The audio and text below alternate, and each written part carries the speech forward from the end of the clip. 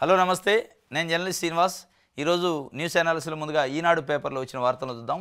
నిధుల బదిలీ ఆదేశాలు నావే అని చెప్పి ఒప్పుకున్నాడట నిన్న కేటీఆర్ గారు. ఏసీబీ ఇన్వెస్టిగేషన్కి వెళ్ళి నిన్న విచారణకి దాదాపు 7-8 గంటల పాటు విచారణ చేశారు.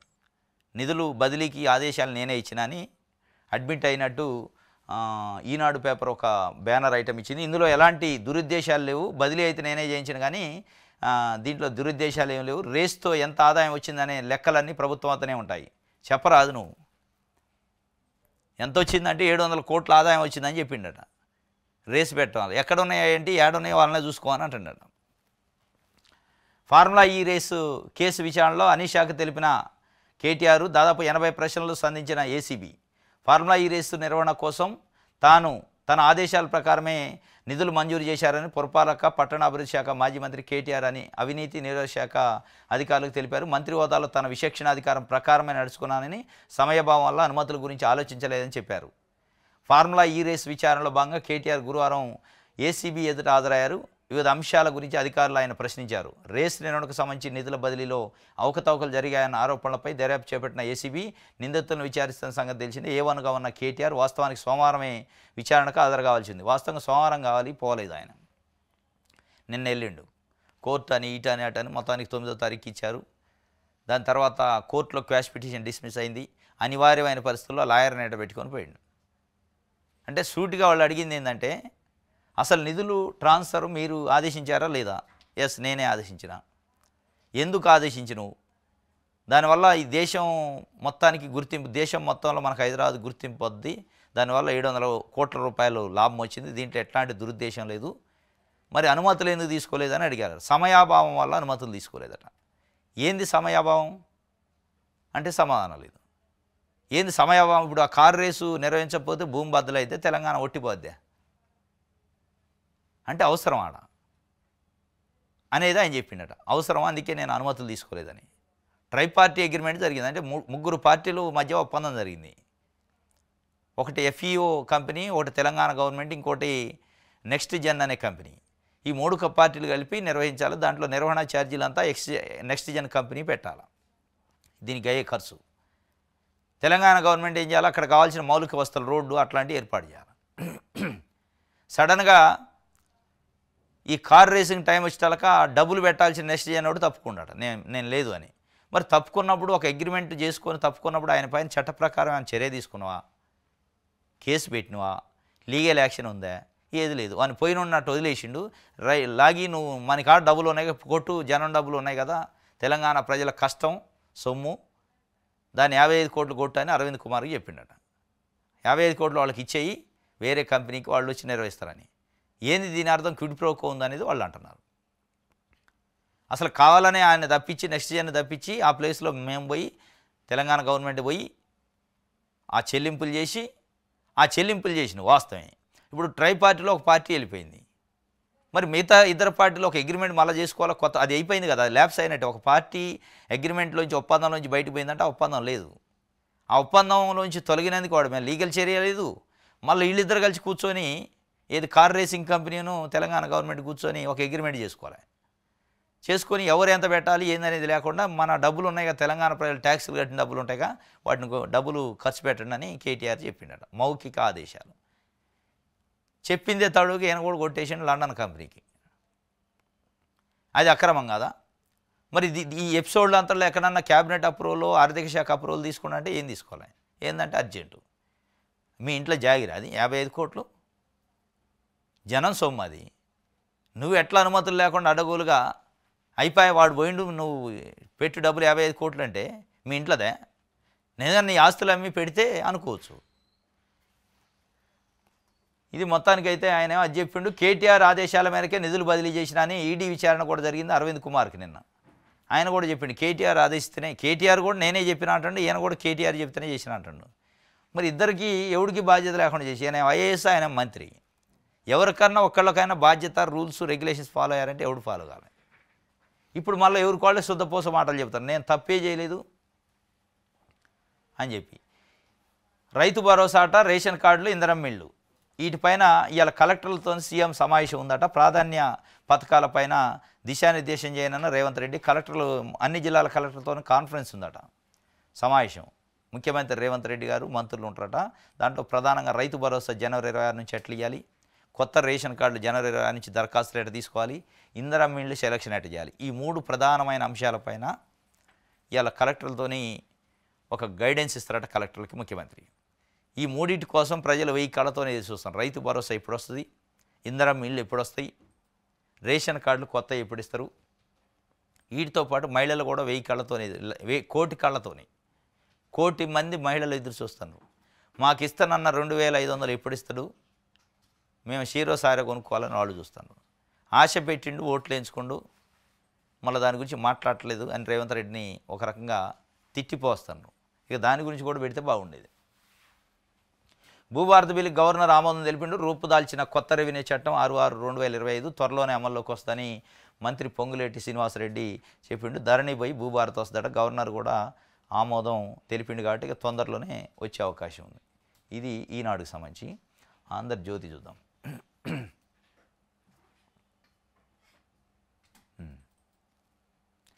28 మంది ఎమ్మెల్యేల పైన పెదవి విరుపుందట. నియోజకవర్గాలపై సీతకన్ను, ప్రజలు కార్యకర్తలకు దొరకట్లేదట. వీరిలో 8 మంది పూర్తిగా దూరం. ఎమ్మెల్యేల పనితీరుపై ముఖ్యమంత్రి సర్వే చేసిండు. రెడ్, ఆరెంజ్, గ్రీన్ జోన్లుగా విభజించిండట. మరి రెడ్ జోన్లో ఉన్నోడు కష్టమే. ఇక 28 మంది ఉన్నారట రెడ్ జోన్లో కంప్లీట్గా. 28 మందిలో 8 మంది అసలు దొరకట్లేదట. పదవే వచ్చింది కానీ వాడు ఎటు తిరుగుతుండో. మరి రెడ్ జోన్లో 3, ఆరెంజ్ జోన్లో 2 మంత్రులు. స్థానిక సంస్థల ఎన్నికలపై మంత్రులు కూడా ఉన్నారు రెడ్ జోన్లో 3. పద్ధతి మార్చుకోవాలని సూచించిన రేవంత్ రెడ్డి ఆయన ఒక సర్వే చేసిండట. 28 మంది మంత్రులు, 28 మంది ఎమ్మెల్యేలు, 2 మంత్రులు, ఇంకొక 3 మంత్రులు ఉన్నారట ఆరెంజ్, రెడ్లో. ఇది ఒక వార్త. మరి ఏం చేస్తారా, 25 మందిని ఆయన కౌన్సిలింగ్ ఇచ్చి బాగు చేసే కార్యక్రమం చేస్తారా, మంచిగా జనంలో తిరిగే కార్యక్రమం, లేదా పీకేస్తారా తర్వాత వచ్చే టికెట్లలో లేదో. కానీ ఇది ఒక వార్త. ప్రశ్నకి ప్రశ్నే జవాబట. ఏసీబీ అధికారులకు ప్రశ్నలకు కేటీఆర్ కౌంటర్లట. ఫార్మా ఈ కేసులో 6:30 గంటల విచారణ జరిగిందట. మాజీ మంత్రికి పలు కోణాల్లో 50కి పైగా ప్రశ్నలు. రేసింగ్ అనుభవం లేని కంపెనీకి కాంట్రాక్ట్ ఎలా ఇచ్చారు, ఓహో ఇది కూడా ఉందా, మళ్ళా టెండర్లోకి ఎందుకు పిలవలేదు, స్పాన్సర్ తప్పుకుంటే చర్యలు తీసుకోలేదేం, క్యాబినెట్ అనుమతి లేకుండా నిర్ణయం ఎలా చేశారు, కోడ్ ఉండగా నిధులు ఎలా ఇస్తారు, ఏసీబీ అడిగింది ప్రధానంగా. ఎన్నికల కోడ్ ఉంది, క్యాబినెట్ అనుమతి లేదు, స్పాన్సర్ తప్పుకుంటే చర్యలు తీసుకోలేదు, టెండర్లు ఎందుకు పిలవలేదు, అసలు రేసింగ్ అనే దాంట్లో అనుభవం లేని కంపెనీకి ఎందుకు ఇచ్చారు, వీటన్నిటి కోణంలో అడిగారట 6:30 గంటలు. ఆయన ఏం చెప్పిండు, హైదరాబాద్కు బ్రాండ్ ఇమేజ్ తెద్దామని కృషి చేసిండట. అసలు అనుభవం లేనోడితో బ్రాండ్ ఇమేజ్ ఏమద్ది, వానికి కార్ రేసింగ్లో అనుభవం లేదు, బ్రాండ్ ఇమేజ్ ఏమద్ది, యాక్సిడెంట్లు చేయడు, ఇమేజ్ ఏడొద్ది, బ్యాడ్ ఇమేజ్ వద్దు, బ్రాండ్ ఇమేజ్ రాదు. మళ్ళీ సరే ఇమేజ్ రావాలని చెప్పి ఏది పడితే జత అనుమతి ఉండకుండా, ఏది లేకుండా, రూల్స్కి విరుద్ధంగా కోడ్ ఏది లేదా అని చెప్పి వాళ్ళు అడిగారట. నిధుల దుర్వినియోగం జరిగింది ఎక్కడ, బీఆర్ఎస్కి పేరు వస్తుందనే సర్కారు రద్దు చేసిందని చెప్పి ఎక్కడా జరగలేదు అని చెప్పి ఆయన చెప్తున్నాడు. ఇంకోటి బల్బ్ మాటలు ఏం మాట్లాడి, రేవంత్ నీలా లుచ్చా పనులు చేయలేదు, రాష్ట్రాన్ని ప్రపంచ పటంలో నిలిపేందుకు పనిచేశాం, ఈ రేస్ కేసులో అడగడానికి ఏసీబీ వద్ద ఏమీ లేదు, నన్ను ప్రశ్నించేందుకే వారు ఇబ్బంది పడ్డారని కేటీఆర్ చెబుతుండు. ఏతులు పలుకుతుండు బయటకు వచ్చి. నువ్వు సమాధానం ఏం చెప్పాలో తెలవక హైకోర్టుకు పోతే నా ఎమ్మటి లాయర్ని పట్టపోవాలా, లేకపోతే నన్ను కన్ఫ్యూజ్ చేస్తారని, మళ్ళీ వాళ్ళకే ఏం అడగాలో తెలవలేదని ఉల్టా చెప్తుంటే. ఈసారి వెళ్తారు పో, లాయర్ లేకుండా, అడ్వకేట్ లేకుండా పో. అసలు అక్కడ కొంతమంది నిన్న బయట సోషల్ మీడియాలో బయట మాట్లాడుకొని ముఖాన్ని నెత్తురు చుక్కలేదు, ఏమైందని టెన్షన్లో ఉండు, సాయంత్రానికి ఇంటికి పోవన్నాక సంతోషపడ్డాడట. అప్పటిదాకా టెన్షన్లో ఉండు, బయటకు వచ్చి ఏతులు చెప్తుండు, వదిలేరు కదా అని చెప్పి కార్యకర్తలు ఊపు చూసుకొని, అసలు వాళ్ళు అడగడానికి నన్ను అడగడానికి వాళ్ళ కాడ ప్రశ్నలే లేవు అని చెప్తుండు. అసలు ఏసీబీ దగ్గర ఏముంది, ప్రపంచ పటంలో నిలబెట్టిండట హైదరాబాద్. ఇదివరకు లేదైంది హైదరాబాద్ పటంలో. ముఖ్యమంత్రిని పట్టుకొని ఆయన నీలా నేను లుచ్చాపాలు చేయలేదు అంటుండు. మరి నువ్వు చేసింది ఏంది? ఇప్పుడు లుచ్చాపాలు ఎవరు చేశారనేది ప్రజలు చెప్పాలి, కోర్టులు చెప్పాలి. నీకు నువ్వే స్టేట్మెంట్లు ఇచ్చుకొని వాళ్ళ కాడ అడగటానికి ఏం లేదంటే, నువ్వు అడగటానికి ఏం లేని కేసు లొట్ట పీస్ కేసు అని అన్నావు. ఆ లొట్ట పీస్ కేసు కోసం కొట్టేయండ్రు మహాప్రభు అని జడ్జి దగ్గర పోతే కొట్టేయలే, డిస్మిస్ చేశారు. చేస్తే మళ్ళీ ఏం పోయినావు, నేను ఒక్కను పోలేను, భయం అయింది నాకు, నా ఏమంటే ఒక అడ్వకేట్ని తీసిపోయే అవకాశం ఇవ్వండి అని కోర్టులు ఎత్తి. కోర్టు ఏం చెప్పింది, అడ్వకేట్ దేనికి అన్నది. దేనికే అడ్వకేటు అవసరమా అని చెప్పి, సరే నువ్వు అంత బతిలాడుతున్నావు కాబట్టి నన్ను అద్దాలలో కూర్చొని ఈనేటట్టుగా దూరంగా ఉండి చూసేటట్టుగా తప్ప ఎక్కడ అడ్వకేట్ని ఇన్వాల్వ్ చేయొద్దని చెప్పిందట. ఆయన ఎంట పెట్టుకొని పోతేనే పోయిండు. కారులో పక్క సీట్లో కూర్చుంటే మళ్ళీ వెనక ముందు కాదు, ఆయన ఎమ్మట కూర్చుంటే నేను పోతానండట. మళ్ళీ బయటకు వచ్చి నిన్న ఇక ఏతులు పలుకుతుండు. ఇది ఒక వార్త. చంద్రబాబు ముందే మాటకు మాట అయిందట. ఏపీ సీఎం ఎదురే తీవ్రంగా వాదులాడుకున్న టీటీడీ ఈవో చైర్మన్. ఈవో శ్యామలారావుపై ఫిర్యాదు చేసిన బీఆర్ నాయుడు తనకేమీ చెప్పడం లేదని ఆగ్రహం. చెప్పనిది ఏంటంటూ ఈవో ధ్వజం. సీఎం మంత్రుల ముందు ఇద్దరు రచ్చ. తొలుత మంత్రి అనగానే జోక్యం, ఆపై విరుచుకుపడ్డ చంద్రబాబు. ఇదేం పద్ధతి, ఇద్దరు ఆపండి, సమన్వయంతో పనిచేయలేరా అంటూ ఇద్దరికి సీఎం హెచ్చరిక. బాధ్యత లేదా తమాషానా అంటే ముఖ్యమంత్రి చంద్రబాబు నాయుడు గారి ముందే ఆయన పోయిన సందర్భం ఏంది, అక్కడ తొక్కీసలాట జరిగి తిరుమల తిరుపతి దేవస్థానం చరిత్రలో ఎప్పుడు జరగని ఒక ఘటన జరిగింది. 6 మంది మృతి చెందారు. ఒక పవిత్రమైన నగరం అది. 6 మంది మృతి చెందితే తొక్కీసలాటలో టీటీడీఓ ప్రభుత్వ వైఫల్యం వల్ల వాళ్ళని పరామర్శించడానికి ముఖ్యమంత్రి హోదాలో ముఖ్యమంత్రి మంత్రులు పోతే ముఖ్యమంత్రి గారి ముందే అంత ఆ సిచ్యువేషన్ ఒక విచారకరమైన విషాదకరమైన సిచ్యువేషన్లో ఎంత హుందాగా ఉండాలా. ఆ సిచ్యువేషన్లో కూడా ఇద్దరు వాదులాడుకున్నారట. నువ్వంటే నువ్వు, నేను చైర్మన్ ఆయన కానించి నాకేమైనా చెప్పినవా అని బీఆర్ నాయుడు గారు శ్యామలారావు గారు ఈవో పైన ఫిర్యాదు. నీకేంది చెప్పేది, నీకు చెప్పంది ఏంది, నువ్వు చేయింది ఏంది, నువ్వు చేసింది ఏంది, నేను చేసింది ఏంది అని ఇద్దరు వాదన పెట్టుకుంటే ముఖ్యమంత్రి గారు సీరియస్ అయినాడు. వాళ్ళు ముఖ్యమంత్రి గారి ఎదటనే అంత ట్రాజెడీ సంఘటన ఉంటే అక్కడనే వాదులాట పెట్టుకుంటున్నారంటే వాళ్ళు ఏ స్థాయిలో ప్రత్యన్న యుద్ధం ఉందో వాళ్ళ పైన, వాళ్ళ ఇద్దరి మధ్యలో ఒక కోల్డ్ వారు, ఉప్పు నిప్పు లెక్క ఉన్నారు ఇద్దరు. పచ్చిగడ్డి ఇస్తే మండే అంత స్థాయిలో వాళ్ళిద్దరి మధ్య ద్వేషం ఉన్నాక మరి అట్లాంటి ఘటనలు జరగకపోతే ఏం జరుగుతాయి? చంద్రబాబు నాయుడు గారు హడావుడిగా పోయి ఏం చేసిండు, ఒక ముగ్గురు బకరా చేసి వచ్చిండు. చేయాల్సింది వాళ్ళని కాదు, వీళ్ళని చేయాలి. మీ ముందే వాదులాడుకుంటుంటే, వాదోపవాదన పెట్టుకొని ఒకళ్ళ మీద ఒకళ్ళు సాడీలు చెప్పుకుంటుంటే, నువ్వెంత అంటే నువ్వెంత అనుకుంటుంటే, మరి వాళ్ళు ఆ సిచ్యువేషన్లో పైన ఉన్న పెద్ద తలకాయలు 2 అట్లుంటే కింద ఉన్న ఎంప్లాయీస్ ఏం పని చేస్తారు, చేయలేస్తారా? దీన్ని బట్టి బీఆర్ నాయుడు కానీ ఇటు శ్యామలారావు కానీ ఇద్దరు వాళ్ళ రూమ్లలో ఏసీ రూమ్లలో కూర్చొని సీసీ ఫుటేజ్లు చూస్తూ ఏం జరిగితే బాగు, ఏదో జరిగితే శ్యామలారావు మీద వేయాలని బీఆర్ నాయుడు మీద వేయాలని శ్యామలారావు ఇద్దరు కాసుకొని కూర్చొని అనిపిస్తుంది. లేకపోతే ఏంది ఇది? చంద్రబాబు నాయుడు గారు నేను వెయిట్ వేసినా అంటాడు. వెయిట్ వేయాల్సింది వీళ్ళ మీద. మీ ఎదుటే ఆ స్థాయిలో వాళ్ళు ముష్టి యుద్ధం చేసుకుంటున్నారంటే అంతకుముందు ఎంత జరిగి ఉంటుంది? వాళ్ళిద్దరి మధ్యలో జరిగిన సంఘర్షణలో ఎంతమంది బలైపోయారు ఆఫీసర్లు అనేది అర్థం చేసుకోవాలి. ఎంత ఆవేదన పడి ఎంత ఒత్తిడి పడి ఉంటారు ఎంప్లాయీస్. ఒక ఆయన గేటు ముయ్యమంటాడు, ఇంకొక ఆయన గేటు తీయమంటాడు. ఈ రెండిట్లో ఏ మాట అయినాలో తెలవక వాళ్ళు ఏం చేయాలో తెలవని పరిస్థితుల్లో నిస్సహాయమైన స్థితిలో ఉంటే, ఆ నిస్సహాయమైన స్థితిలో ప్రజలు ప్రాణాలు గాలిలో కలిస్తే దానికి కారణమైన ఈవోని, దానికి కారణమైన చైర్మన్ని తొలగించకుండా మీరు నేను ఏటు వేసి వచ్చినా ఆగ్రహం వ్యక్తం చేసిందని చెప్తున్నాను. ఎవరి మీద ఆగ్రహం వ్యక్తం చేశారు మీరు? ఎవరి మీద ఏటు వేశారు? ఏటు వేయాల్సింది వీళ్ళపైన. మీ ముందే వాదోపవాదాలు పెట్టుకుంటున్నారంటే కామన్ సెన్స్ ఉన్నోడికి ఎవరికైనా తెలుద్ది. ఓహో వీళ్ళు ప్రచ్ఛన్న యుద్ధం చేయబట్టి ఈ ఇష్యూ జరిగిందని తెలవాలి. తమాషా చేస్తున్నట్టు తమాషానే చూశారు వాళ్ళు. చూడబట్టే 6 మంది చనిపోయారు. ఇందిరమ్మ ఎంపికలో ఫిర్యాదులకు వెబ్సైట్ ప్రారంభించాడు మంత్రి పొంగులేటి శ్రీనివాసరెడ్డి. నిన్న పథకంలో ట్రాన్స్పరెన్సీ కోసం పెద్దపేట దరఖాస్తుల పరిశీలనకు 90% పూర్తయిందట. ఇందిరమ్మ ఇళ్ల కోసం నిన్న ఒక యాప్ స్టార్ట్ చేశారు, ఇందిరమ్మ ఇల్లు .తెలంగాణ.in అని. అది ఏ స్మార్ట్ మొబైల్లో అయినా వస్తుంది. వెబ్సైట్, అది వెబ్సైట్ ఉంది, యాప్ ఉంది. దాంట్లో పోయి ఇందిరమ్మ ఇళ్లకు సంబంధించి ఏమన్నా అక్రమాలు జరిగినా, ఎవరైనా బెనిఫిషియరీస్ న్యాయం జరగకపోయినా, అంటే అసలైన అర్హత ఉన్న వాళ్ళకి రాకపోకుండా అనర్హులకు వచ్చినా దాంట్లో కంప్లైంట్ చేయొచ్చట. జస్ట్ మన ఆధార్ కార్డు ఎంట్రీ చేస్తే మన డీటెయిల్స్ అన్నీ వస్తున్నాయి. అది ఇందిరమ్మ ఇళ్లకు సంబంధించి ఫిర్యాదుల వెబ్సైట్. ఫిర్యాదు చేయటానికి గ్రీవెన్స్ రైజ్ చేయొచ్చు. గ్రీవెన్స్ ఆన్లైన్లోనే యాక్సెప్ట్ అయితే ఆన్లైన్లోనే మళ్ళీ మనకి దానికి సంబంధించిన అప్డేట్ కూడా వస్తుంది. ఇది ఇందిరమ్మ ఇల్లు .com అంట దాని పేరు. మంత్రిగా మీకు బాధ్యత లేదా అని చెప్పి ఏసీబీ అడిగిందట. ప్రజాధనం దుర్వినియోగంలో బాధ్యులు ఎవరు? ఒప్పందానికి ముందే నిధులు ఎలా మళ్లించారు? ఎన్నికల కోడ్ను ఎందుకు ఉల్లంఘించారు? అంటే అన్నిటికీ ఆయన సమాధానం ఏంటంటే హైదరాబాద్ను ప్రపంచ పటంలో నిలబెట్టడానికి చేసిన అంటుండట. నువ్వు డబ్బులు ఎందుకు తిన్నావన్నదే, అనుమతులు ఎందుకు తీసుకోలేదన్నదే, కోడ్ ఉంది కదా అన్నది, అన్నిటికీ అదే సమాధానం. ఇది నిజంగా లొట్ట పీస్ కేసేనట. మరి గట్టి పీస్ కేసేదో ఏమయ్య అసలు ఆయన మాట్లాడి 10 ఏళ్ళు మంత్రి చేశారు, మీ నాయన 10 ఏళ్ళు ముఖ్యమంత్రి చేశారు. ఆ మాటలేంది? అహంకారం. లొట్టపీస్ కేసు, లొట్టపీస్ సీఎం ఇయ్యా అంటే లొట్టపీస్ సీఎం ఒకడు ఉంటాడు, గట్టిపీస్ సీఎం ఒకడు ఉంటాడా? ఒక్కడే ఉంటాడు ముఖ్యమంత్రి అంటే. ఇప్పుడు ముఖ్యమంత్రి స్థానంలో ఉన్నోడిని అగౌరవపరచొద్దు కదా, నీకు నచ్చపోవచ్చు.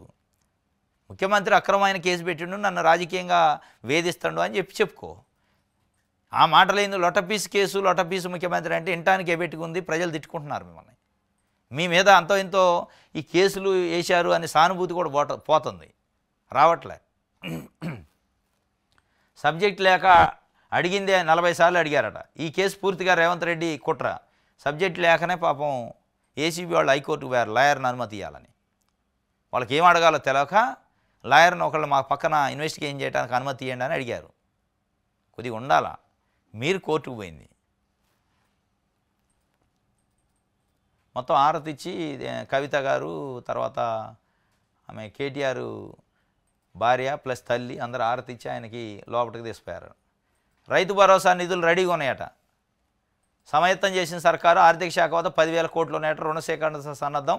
ఎప్పుడంటే అప్పుడు ఖాతాల్లో ఒకటి ఎత్తిపోయా. సంక్రాంతి పండుగ చేసుకుంటారు 26 దాకా. ఎందుకు మరి రెడీగా ఉండే 10,000 కోట్లు? సంక్రాంతి పండుగ రైతులు సంతోషంగా చేసుకుంటారు.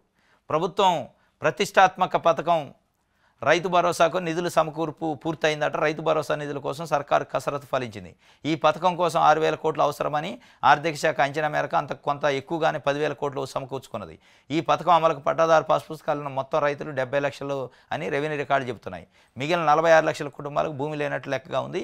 వీరిని రైతు కూలీలుగా పండించి సాయం అందించేందుకు జాతీయ ఉపాధి హామీ కూలీ గుర్తింపు కార్డును ప్రతిపాదికగా తీసుకోవాలని ప్రభుత్వం యోచిస్తుందట. రాష్ట్రంలో మొత్తం 53 లక్షల మందికి ఉపాధి హామీ గుర్తింపు కార్డులు ఉన్నట్టుగా ప్రాథమికంగా అంచనాకు వచ్చారు. వీరికి 6,000 చొప్పున నగదు బదిలీకి దాదాపు 1,000 కోట్ల వరకు అవసరమని ఆర్థిక శాఖ అంచనా వేసింది. మొత్తానికి 46 లక్షల మంది రైతు కూలీలు, ఒక 70 లక్షల మంది రైతులకి, భూమి ఉన్న రైతులకి రైతు భరోసా వేస్తారట 26 జనవరి నుంచి. అయితే రెడీగా ఉన్నాయట. 10,000 కోట్లు రెడీగా పెట్టారట. 6,000 కోట్లు అవసరం అయితే ఇంకో 4,000 కోట్లు అదనంగా పెట్టారట. ఎందుకంటే రుణమాఫీలో ఫెయిల్ అయ్యారు అట్లే డబ్బులు లేక. దీంట్లో ఫెయిల్ కావద్దని ఒక ప్రెస్టేజ్గా పెట్టారు. ఆ పెట్టిన వాళ్ళు ఏదో పెట్టారు. ఇవాళ 10వ తారీఖు.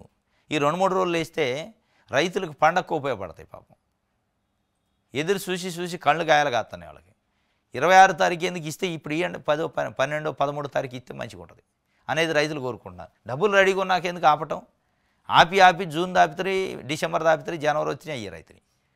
కాబట్టి రైతులు అయితే కోరుకుంటున్నారు పండగ కళ్ళు ఇవ్వాలని.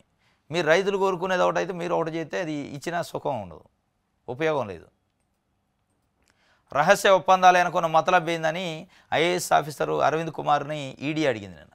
2 దఫా చెల్లింపుల్లో మనీ లాండరింగ్ నిధుల చెల్లింపులో ఫెమా చట్టం ఉల్లంఘనపై ఎవరైనా అడిగారట. నెక్స్ట్ జెన్ ఎఫ్ఈఓ సంస్థల మెయిల్స్పై కూడా ఆరా తీశారట. రహస్య ఒప్పందాలు వెనక మతలబ్ ఏంటంటే ఏం లేదు, డబ్బులే మతలబ్, ఇంకేముంటుంది. KTR friend that next gen. ఆయనకు లాభం చేకూర్చడానికి గ్రీన్ కో కంపెనీకి డబ్బులు పోయినాయి, ఆ నుంచి బీఆర్ఎస్ ఖాతాలోకి వచ్చినాయి అనేది ఏసీబీ చెబుతుంది. ఈడీ కూడా అదే కోణంలో చేస్తుంది.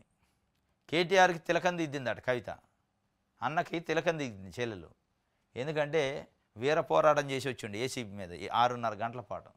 ఆ పోరాటం చేసి వచ్చిండు కాబట్టి మంచి యుద్ధం చేసి వచ్చిన గెలిచినాం అన్నట్టు చెప్తుంది. ఇంకా అది కాలే, ఇక మళ్ళీ వెళ్తారు పండగ వెళ్తే అప్పుడు ఉంటుంది సినిమా. ఇప్పుడు ఏమైంది? సినిమా ముందుందో ముసళ్ళ పండగ అంటారుగా. ఆయన అయిపోయినట్టు నిన్నే కార్యకర్తలు డ్యాన్సులు వేయటం, ఎత్తుకోవటం, తిలకాలు దిద్దటం, హీరో అంటాం, పులి అంటాం, సీఎం అంటాం.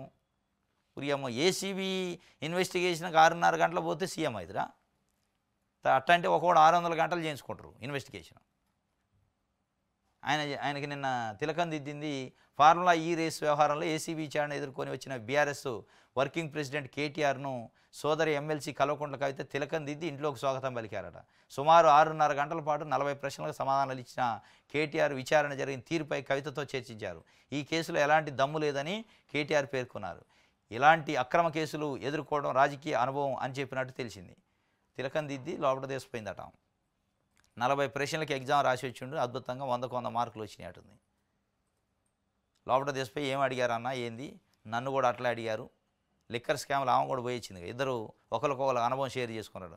ఊరు నాయన దీంతో కాదు, ఇక మళ్ళా ముందు ఉంటుంది కథ. నన్ను అట్నే పిలిచారు, 2-3 సార్లు పిలిచి 4 సార్లు లోపటేశారు. నీదేందో కథ ఉన్నట్టే ఉంది కానీ ఇక బయటికి ఫోటోల కోసం తిలకం దిద్దింది.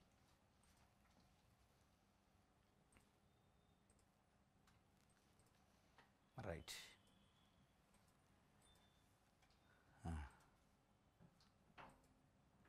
సాక్షి చూద్దాం. బాబే మొదటి ముద్దాయిట తిరుపతిలో తొక్కిసలాట ఘటనకు ప్రభుత్వమే బాధ్యత వహించాలని వైఎస్ఆర్సీపీ అధ్యక్షుడు మాజీ సీఎం వైఎస్ జగన్ను ధ్వజం ఇచ్చిండు. చంద్రబాబు నాయుడు గారి మీదనే అటాక్ చేసిండు. వాస్తవంగా ఆయన నిన్న వైఎస్ జగన్మోహన్ రెడ్డి కూడా పరామర్శకు పోయిండు. ఏది ఆ బాధితులను పరామర్శించడానికి. బాబే చంద్రబాబు నాయుడే మొదటి ముద్దాయి అంటుండు. ఇంకొక ఆయన ఈయన ఏమంటుండు, 100 కేసులు పెట్టినా ఎదుర్కొంటాడట. ఒక కేసుకే 4 సార్లు హైకోర్టుకు పోతాయి. ఒక్కటే కేసు 55 కోట్ల దానికే కేసుల మీద కేసులు ఎత్తి సుప్రీంకోర్టుకు కూడా పోతాయి. సుప్రీంకోర్టు నిన్న తీసుకోలే. 15వ తారీఖు ఏంటో ఇప్పుడు ఏమి విన్నాంది. 100 కేసులు అయినా ఎదుర్కొంటాడట. ఇవన్నీ డైలాగులు, పొలిటికల్ సినిమా డైలాగులు. అసలు సినిమా ఇది ఉండదు. అసలు దాంట్లో సినిమా డైలాగులు నడవు. ఇప్పుడు ఇది కాగానే ఓఆర్ఆర్ తీస్తారంటున్నారు బయట చర్చ. 7,000 కోట్ల రూపాయల సంబంధించిన అవినీతి జరిగింది ఓఆర్ఆర్ టెండర్ల విషయంలోని. టోల్గేట్లు మొత్తాన్ని లీజుకి ఇచ్చారుగా, అది తీస్తారట. 100 కేసులైనా ఎదుర్కొంటా అంటుండు. బెనిఫిట్ షోలు అవసరం ఏముందని చెప్పి నిన్న హైకోర్టు అడిగింది. ఇది గేమ్ చేంజర్ సినిమా ఉంది కదా, వాళ్ళు ఏం చేశారంటే గేమ్ చేంజర్ సినిమా నిర్మాత శ్రీ వెంకటేశ్వర క్రియేషన్స్, దాని అధిపతి ఎవరు? దిల్ రాజు గారు. ఆయనకున్న పదవి ఏంది? ఫిల్మ్ డెవలప్మెంట్ కార్పొరేషన్ చైర్మన్, గవర్నమెంట్కి సంబంధించి. నామినేటెడ్ పోస్టు రేవంత్ రెడ్డి గారు ఇచ్చిండు. రేవంత్ రెడ్డి గారు డిసెంబర్ 21 అసెంబ్లీలో ఏం ప్రకటన చేసిండు? తెలంగాణలో బెనిఫిట్ షోలు ఉండవు, టికెట్ల ధరల ఎన్హాన్స్మెంట్ పెంచుడు ఉండదు, అట్లాంటి కథలు నా ముందు నడవదు అని చెప్పిండు. 21వ తారీఖు డిసెంబర్ చెప్పిండు. 8వ తారీఖు జనవరిలో అదే దిల్ రాజు గారు, అంటే ఆయన ఏదైతే ప్రకటన బెనిఫిట్ షోలు లేవు, టికెట్ల పెంపు లేదనే దాన్ని అమలు చేయాల్సిన film development corporation chairman Dil Raju గారే అప్లై చేసిండు. సార్ నాకు బెనిఫిట్ షోకి అవకాశం ఇవ్వండి, నాకు టికెట్లు పెంచుకోవడానికి అవకాశం ఉంది, నాదే సినిమా, నేనే పెట్టుబడి పెట్టినా, పెట్టుబడి ఎక్కువైంది, చాలా హై ఎక్స్పెక్టేషను, డబ్బులు బాగా లాభాలు రావాలని తీసినాం, వస్తాయో రావడం డౌట్ ఉంది, కాబట్టి జనం నుంచి దోపిడీ చేసుకోవడానికి మాకు పర్మిషన్ ఇవ్వండి, మీరు ఇచ్చిన ప్రకటన గాలికి వదిలేయండి అని నేను దరఖాస్తు పెట్టుకున్నాను. దరఖాస్తు పెట్టుకునే అర్హత ఉందా దిల్ రాజు గారికి? దిల్ రాజు గారు ఎఫ్డీసీ చైర్మన్. ముఖ్యమంత్రి గారు బెనిఫిట్ షోలు లేవు అన్నాడంటే లేవు అనే అర్థం. ఇక దాన్ని అమలు చేయాల్సిన ఎఫ్డీసీ చైర్మన్ అప్లై చేసిండంటే మరి ముఖ్యమంత్రి గారు ప్రకటన ఏం ప్రకటన, ఆయన అప్లికేషన్ ఏం అప్లికేషను, దానికి అనుమతి ఏంది? నేను హైకోర్టుకు పోయిండు. భరత్రాజ్ అని ఒక కూరగాయల వ్యాపారి. ఎట్లా ఇస్తారు బెనిఫిట్ షోకి? ఒకవైపు ముఖ్యమంత్రి గారు అసెంబ్లీలో ప్రకటన చేస్తారు, ఇంకొక వైపు మరి అదే గవర్నమెంట్ పర్మిషన్ ఎట్టద్ది. ఉదయం 4 గంటలకు షో అట, గేమ్ చేంజర్. దాని పేరు ఏం పెట్టారు తెలుసా? బెనిఫిట్ షో కాకుండా ఎక్స్ట్రా షో. ఎక్స్ట్రా షో ఏంది, బెనిఫిట్ షో ఏంది? పదం మార్చి ప్రజల్ని పిచ్చోళ్ళని చేయడం తప్ప ఏముంది ఇందులో? ఉదయం 1 గంటకి, మధ్యరాత్రి 1 గంటకి మాకు బెనిఫిట్ షోకి అవకాశం ఏంటి ఆయన దరఖాస్తు చేసుకుంటే, లేదు 1 గంటకి 4ంటికి ఇస్తాం, దాని పేరు బెనిఫిట్ షో కాదు ఎక్స్ట్రా షో పెడతాం, టికెట్ 150 రూపాయలు పెంచుకోవడానికి కూడా అవకాశం ఇస్తాం, నువ్వు పెట్టుకో, నువ్వు బాగుపడు, మనోడివి కదా అని ఆయనకు అవకాశం ఇచ్చింది దిల్ రాజు రెడ్డికి, రేవంత్ రెడ్డి. ఇది దీనిపైన నేను హైకోర్టు సీరియస్ అయింది. ఏంది బెనిఫిట్ షోలు అవసరం అసలు? దీంట్లో ఏముంది చెప్పండి అని. అది రేపు హియరింగ్ ఉంది, ఆల్రెడీ బెనిఫిట్ షో వేసేసారు. ఇవాళ తెల్లవారుజాము 4ంటికి అయిపోయింది. వేసుకొనరు, గల్లా నింపుకొనరు.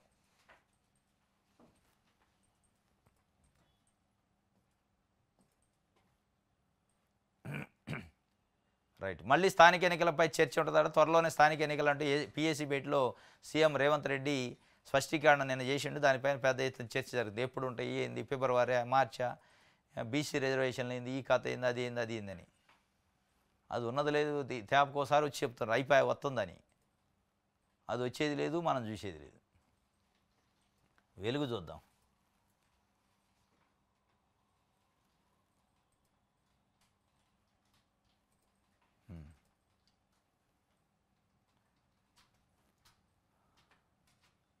దొంగతనం మోపారని ఒక మహిళ ఆత్మహత్య చేసుకుందాడు పాపం పరువు కోసం. తప్పుడు కేసు పెట్టి వేధించారట. అందుకే ఆవేదన చెంది చనిపోయే ముందు అన్నకు ఫోన్ చేసిందట. ఫోన్ చేసి చెప్పిందట తక్కువ కులమని సతాయిస్తున్నారని కన్నీళ్లు. ఫిర్యాదు చేసిన వ్యక్తికి అనుకూలంగా పోలీసులు వ్యవహరిస్తున్నారని ఆరోపణ. యాదాద్రి జిల్లా సిరిపురంలో ఘటన. పోలీసు వాళ్ళే చేశారట. కాపాడాల్సిన పోలీసులే ఎవరి మీద అయితే కంప్లైంట్ చేసినా కంప్లైంట్ ఏదైతే ఫిర్యాదు మోపబడదో వానికే ఒత్తాసు పలికారట. ఫిర్యాదు చేసినామనే తిట్టారట, అవమానించారట. తట్టుకోలేక పాపం వాళ్ళ అన్నకి లాస్ట్ కాల్ చేసి, అన్న ఇది పరిస్థితి, వ్యవస్థ ఎట్ట వచ్చింది, తక్కువ కులం అని చెప్పి మన్ని అవమానిస్తూ నన్నే ఉల్టా ఇబ్బంది పెట్టే కార్యక్రమం చేశారు, వేధిస్తున్నారు అని చెప్పి చచ్చిపోతున్నా అని చెప్పి చనిపోయిందట పాపం. వాళ్ళ అన్నకు కాల్ చేసిందట. ఇది 5వ పేజీలో ఉంది కదా.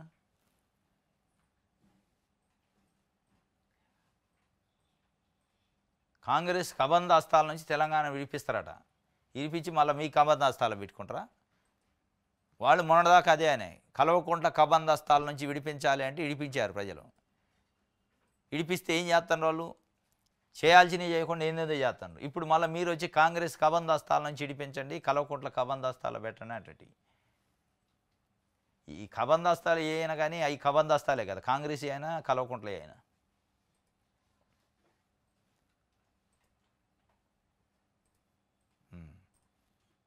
నాలుగో పేజీ.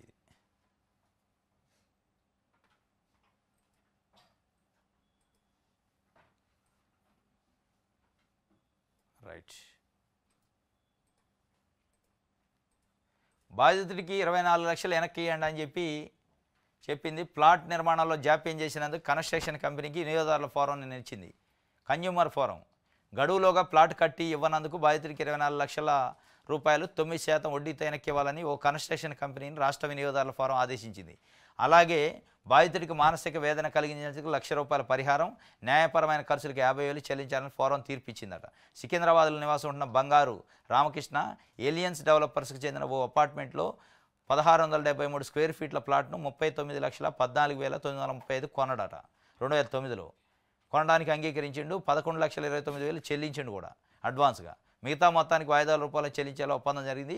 అలాగే 3 ఏళ్లలో ప్లాటు నిర్మాణం పూర్తి చేయాలని, నిర్ణీత గడువులో ప్లాట్ పూర్తి కాకపోతే స్క్వేర్ ఫీట్కి 3,000 చొప్పున అదనంగా ఇవ్వాల్సి ఉంటుందని, కొనుగోలుదారులు చెల్లించాల్సిన బకాయిలు ఏమైనా ఉంటే ఆ మొత్తాన్ని సర్దుబాటు చేయాలని ఒప్పందాలు రాసుకున్నారు.